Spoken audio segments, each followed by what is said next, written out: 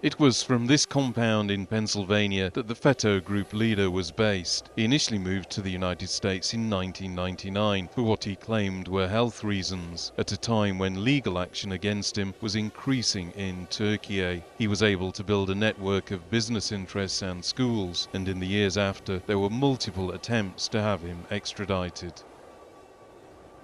We have taken and will continue to take all necessary steps to secure the extradition of the terrorist ringleader in Pennsylvania and to bring FETO's activities in the United States to a complete end. We must act together. I also ask you to keep telling your American friends tirelessly and persistently about the injustices committed by this organization, the blood it has shed, the lives it has taken, and in short, the dark face it has tried to conceal.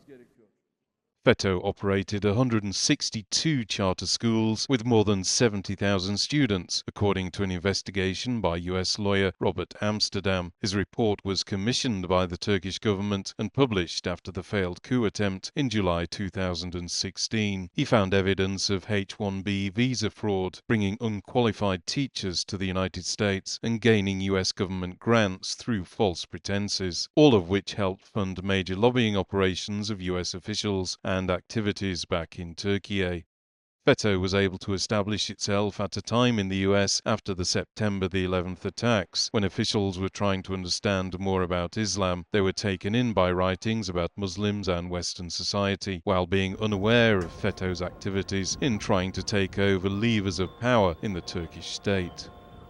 So at that point earlier, there weren't grounds for him to be expelled. There was no legal reason to expel him. There's no provision under U.S. law to take away someone's residency because of their religious writings. That doesn't exist. But later, we were asked by the Turkish government to examine whether or not there were grounds to expel him in terms of terrorism. There weren't, and there wasn't any such evidence.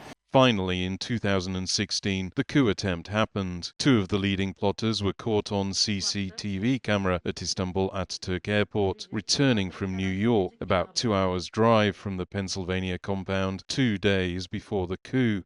2 days later, both were arrested at an airbase in Ankara, the center of the coup attempt. Kemal Batmaz, an advertising executive, caught on security camera freely walking around high-security military facilities. Academic Adil Öksüz was detained nearby.